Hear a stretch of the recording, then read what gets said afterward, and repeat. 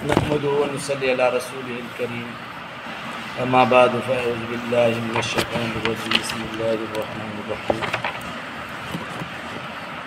حضرت داؤد علیہ السلام کا زمانہ تھا۔ بحر قلزم کے کنارے عائلہ نامی ایک بستی تھی۔ وہاں کے جو باشندے تھے، وہاں کے جو لوگ تھے، وہ مچھلی کو کاروبار کیا کرتے، کاروبار بھی کیا کرتے، خود بھی کھاتے، اس کو پکڑتے بھی۔ اللہ رب العزت نے آزمائش کے طور پر اللہ رب العزت نے ہفتے والے دن ان پر پابندی لگا دی کہ بھئی آپ لوگوں نے نہ شکار کرنا ہے نہ اس کو پکڑنا ہے۔ تو ان لوگوں نے اس کا ایک ہیلا بنا دیا۔ ہیلا کیا بنا دیا کہ سمندر سے کچھ راستے بنانے لگے اور پھر آگے جا کر گڑھے انہوں نے بنا دیے۔ تو وہ سمندر سے جو راستے بنائے ہوئے تھے وہاں سے مچھلیاں آتی تو اس گڑھے میں وہاں پر آ جاتی اور پھر وہاں سے اس کو پکڑتے۔ اور اللہ کی شان دیکھیے، آزمائش تھی نا اس وقت کہ ہفتے والے دن باقی دنوں کی بنسبت زیادہ مچھلی ہوا کرتی اور اتنی زیادہ ہوتی کہ سمندر کے اوپر ہوا کرتی تھی اس طرح کہ آؤ مجھ کو پکڑ لو۔ یہ آزمائش کے طور پر۔ تو ان لوگوں کی 3 گروہ تھے۔ ایک گروہ وہ تھا جو شکار کیا کرتے تھے، وہ باز نہیں آ رہے تھے، بھئی ہم نے شکار ہی کرنا ہے، اللہ تعالیٰ نے اس کو حرام نہیں کیا تھا کہ اگر کیا بھی ہے تو ہم نے اس کا طریقہ نکال دیا ہے تو اس پر ہماری پکڑ نہیں ہوگی۔ دوسرا گروہ وہ تھا جو ان لوگوں کو کچھ دنوں تک سمجھاتے رہے، کچھ عرصہ تک سمجھاتے رہے، کچھ ٹائم تک سمجھاتے رہے، لیکن وہ نہ سمجھے تو وہ علیحدہ ہو کر بیٹھ گئے، بھئی بس کرو، ان کو سمجھانے کی کوئی اب فائدہ نہیں ہے۔ تیسرا گروہ وہ تھا جو مسلسل ان کو سمجھاتا رہا لیکن وہ باز نہ آئے، پھر وہ ان سے علیحدہ ہو گئے۔ ان کے قریب ہی دوسری ان لوگوں نے بستی بنا لی جو ان کو سمجھاتے رہے مسلسل۔ تو کافی عرصہ بیت گیا، یہ کرتے رہے، اللہ تعالیٰ نے بار بار ان کو سمجھایا لیکن ان کو سمجھ نہیں آئی۔ تو ایک دن یہ جو سمجھانے والے لوگ تھے انہوں نے دیکھا کہ نہ شور ہے نہ شرابہ ہے، کچھ بھی نہیں ہو رہا یہاں پر 7 والی بستی میں۔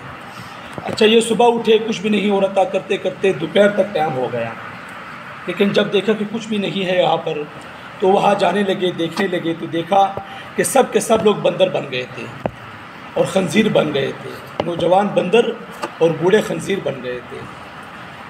تو وہ ایسے بندر اور خنزیر بنے کہ ایک دوسرے کو سمجھتے بھی تھے اور دیکھ کر روتے بھی تھے، بھئی ہمارے ساتھ کیا ہو گیا ہے، یہ کس عذاب میں ہم پھنس گئے یہاں پر۔ تو سمجھانے والے ان کو بار بار یہی سمجھا رہے تھے، بھئی تو دیکھو ہم تمہیں سمجھا ہی رہے تھے لیکن تم لوگوں کو سمجھ نہیں آئی، تم لوگوں نے ہیلے بہانے ڈھونڈنے شروع کر دیے۔ تو اللہ رب العزت نے ان کی شکلوں کو بدل دیا، بندر بن گئے نوجوان اور جو بوڑھے تھے وہ خنزیر بن گئے۔ تو 3 دن کے بعد وہ لوگ ختم ہو گئے، بندر بھی ختم ہو گئے، خنزیر بھی ختم ہو گئے۔ یہ بات اس لیے سمجھائی 3 دن کی کہ انگریز ایک سائنسدان ہے چارلس ڈارون، اس نے عقیدہ بنا لیا کہ جتنے بھی یہ انسان ہیں دنیا میں یہ سب کے سب پہلے کیا تھے؟ بندر تھے۔ کیا تھے بھائی؟ بندر تھے۔ پھر محنت کرتے ہوئے، کوشش کرتے ہوئے انہوں نے اتنی محنت کی، اتنی کوشش کی، یہ انسان بن گئے۔ ٹھیک ہے نا، یہ اس نے عقیدہ بنا دیا، حالانکہ یہ بات ہی غلط ہے۔ کیوں؟ بندر اور خنزیر پہلے سے ہی چلے آ رہے تھے، داؤد علیہ السلام کے زمانے سے پہلے سے ہی، نوح علیہ السلام کے زمانے سے یہ بندر اور یہ خنزیر آ رہے ہیں۔ لیکن اللہ تعالیٰ جب کسی قوم پر عذاب بھیجتے ہیں شکل کو بدل دینے کے تو 3 دن کے بعد وہ سب ختم ہو جاتے ہیں، پھر نہ ان کی نسل چلتی ہے نہ وہ باقی رہتے ہیں۔ تو یہ عقیدہ اس کے بالکل خلاف ہے۔ الحمدللہ سب کے سب مسلمانوں نے جتنے بھی دنیا میں اس کا جواب دیا، کتابوں کے شکل میں، تقریروں کی شکل میں، تحریروں کے شکل میں۔